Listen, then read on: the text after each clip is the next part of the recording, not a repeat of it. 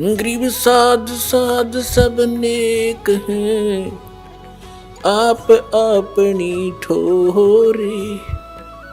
जो सतलोक ले जाएंगे वो साधु कोई और।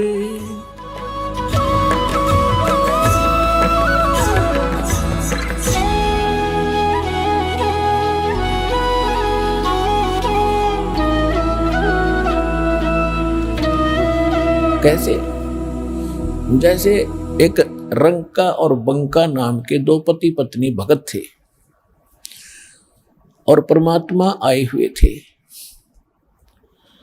परमात्मा क्या करते हैं, आपको वेदों से भी प्रमाणित किया है कि जब चाहे कहीं पर भी एक साधु संत रूप बनाकर वो कुछ समय उस क्षेत्र में रहा करते, क्योंकि वहां उनकी कुछ पुण्य आत्मा होती थी। उनको फिर से चार्ज करते थे, ज्ञान सुनाते थे, माया से हटाते थे और भक्ति में जोड़ कर उनके पुण्य कर्म बना के वह अंतर्ध्यान हो जाते थे। और उसी समय नामदेव जी महाराष्ट्र के अंदर, नामदेव जी छिप्पी जाति में ये भी प्रकट थे। ये पहले ओम नाम का जाप करते थे। ये पिछले जन्म के पुण्यकर्मी प्राणी ही होते हैं जिनमें बचपन से ही परमात्मा की तड़प होती है।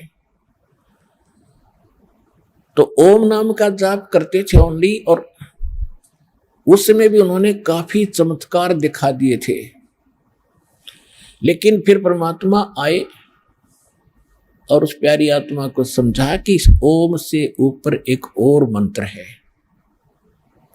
अकेले ओम का मंत्र तो इस ब्रह्म का है, और इस जेल से छूटने के लिए 3 मंत्र का जाप है। ओम तत् सत, और तत् और सत ये सांकेतिक है। अब नामदेव जी को काफी मालिक ने समझाया, तब उनकी समझ में आई। फिर उनको सतनाम दिया, यानी दूसरा मंत्र भी साथ दिया। फिर वो उसका जाप करने लगे। अब गरीबदास साहिब जी ने बताया कि नम छिपा ओम तारी, पहले केवल ओम में लौ लगा रखी थी, ओम में लगन थी और कोई जाप नहीं करता था। और पीछे सोहम भेद विचारी, बाद में उन्हें सोहम का ज्ञान हुआ। और सार शब्द इन दोनों से ऊपर है, सोहम ऊपर और है, सत्सुकृत एक नाम गरीबदास जी ने अपनी वाणी में लिखा है।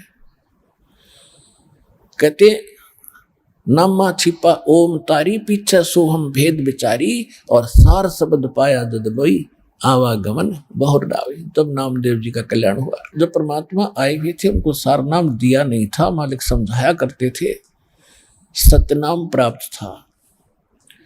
लेकिन पिछले संस्कार इतने प्रबल थे। एक दिन नामदेव जी जा रहे थे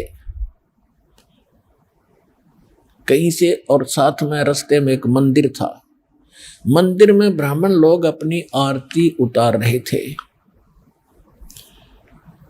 और आरती उतार रहे थे, बड़ी लय से गा रहे थे। नामदेव जी के भी वो परमात्मा की आरती का धुन लगी। वो तो घंटियां बजा रहे थे, कोई ऐसे झालर पीट रहा था, लगा रहा था, और उसने अपनी दोनों जूती निकाल ली। जूती होती थी, दोनों निकाल ली, उनको ऐसे बजाते हुए, और वो आरती गाते हुए ब्राह्मणों के बीच में घुस गए भगवान के दर्शनार्थ मंदिर में। अब पंडितों ने देखा कि ये छोटी जाति का हाथों में जूते लेकर आ गया हमारे बीच में, इसने तो भ्रष्ट कर दिया भगवान के मंदिर को। और वो धुन में लगे हुए थे, उनको धक्का में जावा नहीं, वो अपने मंडरे उसको पकड़ कर जबरदस्ती घसीट के और मंदिर के पीछे पटक दिया। वो वहां पड़े पड़े भी ऐसे आरती गा रहे और जुतियों से पीट रहे। परमात्मा ने वो मंदिर का मुख नामदेव की तरफ कर दिया। पंडित जी पिछली साइड में पिटट झालर पीछे न खड़े।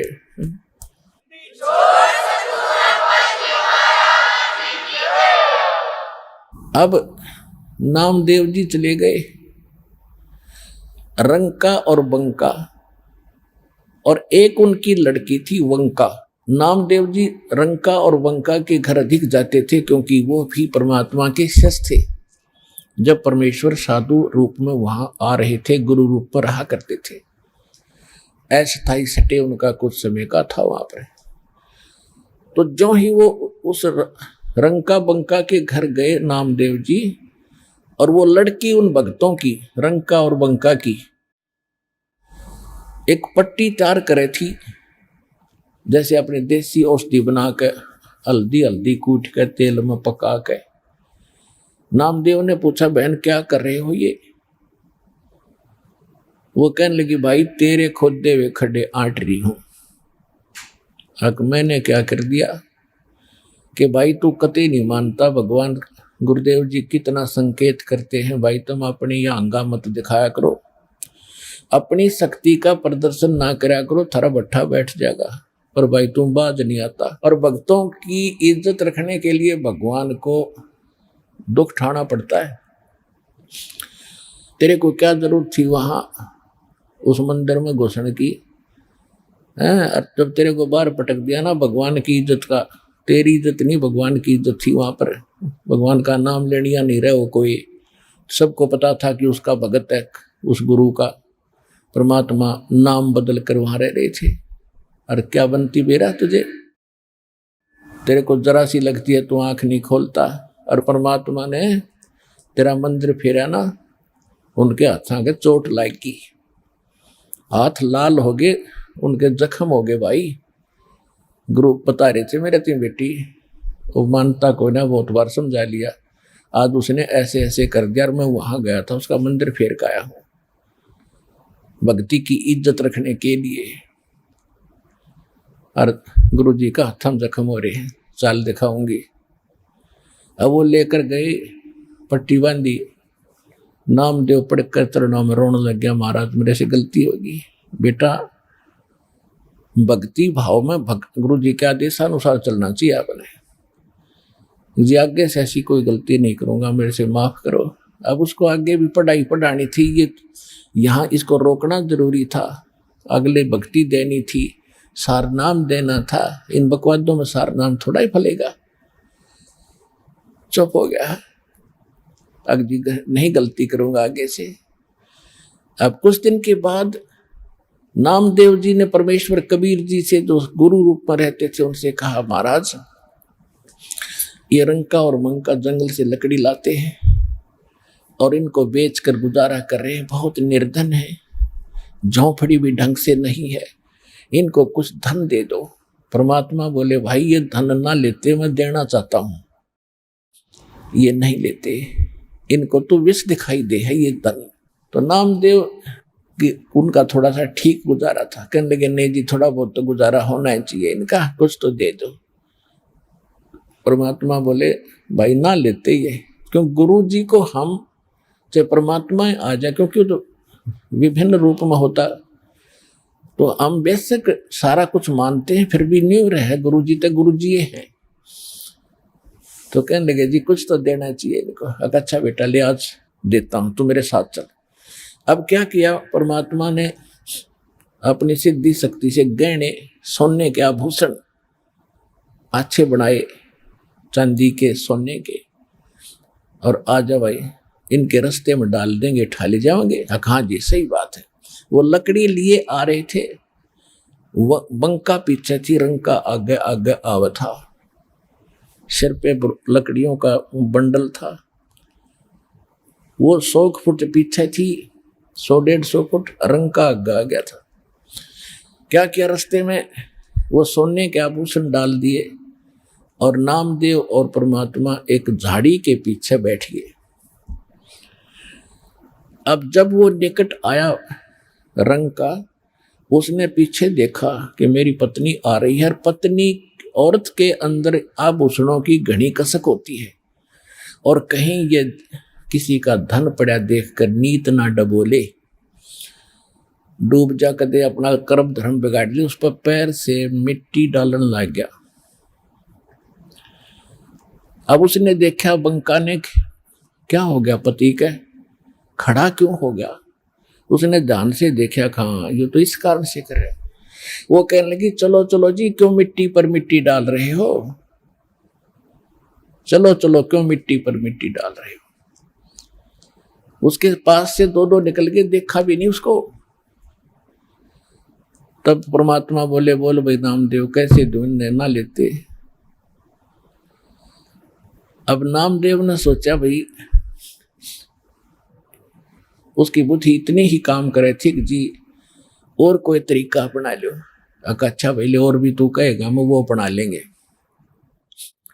एक दिन क्या था, सत्संग हो रहा था, परमात्मा सत्संग कर रहे थे, रंका और बंका ये दोनों सत्संग सुनने चले गए, नामदेव भी वहीं बैठा था। उधर से क्या हुआ, वो लड़की घर पे थी और वो बाहर बैठी थी चारपाई पे। उस झोपड़ी में आग लग गई।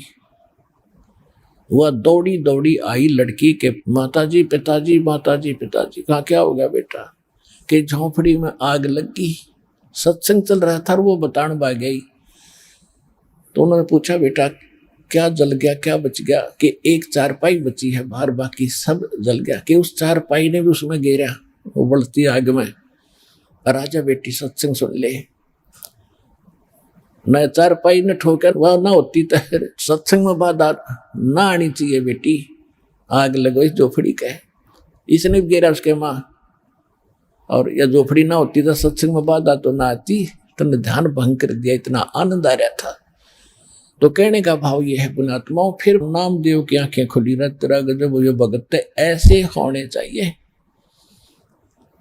और फिर परमात्मा ने इतना सुंदर मकान बना दिया उनका। कहते नुक्ते ऊपर रिच जाएगा, 1 करोड़ कर्म जल जाए तुम्हारे। तो हमने भगत बनना पड़ेगा भगवान से लाभ लेने के लिए, बकवादों से बात बने को नहीं। इतनी सी बात है।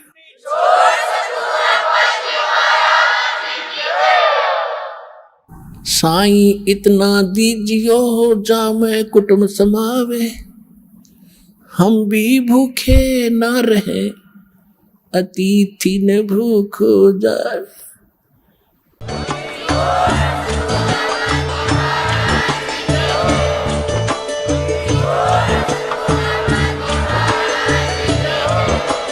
आप सुन रहे थे जगत गुरु तत्वदर्शी संत रामपाल जी महाराज जी के मंगल प्रवचन। अधिक जानकारी के लिए विजिट कीजिए हमारी वेबसाइट www.jagatgururampalji.org। संत रामपाल जी महाराज जी के शुभ आशीर्वाद से पूरे विश्व भर में 500 से भी ज्यादा नाम दीक्षा केंद्र हैं, जिन पर संत रामपाल जी महाराज जी द्वारा ऑनलाइन निशुल्क नाम दीक्षा दी जा रही है। अपने नजदीकी नाम दीक्षा केंद्र का पता करने के लिए संपर्क करें 8222880541।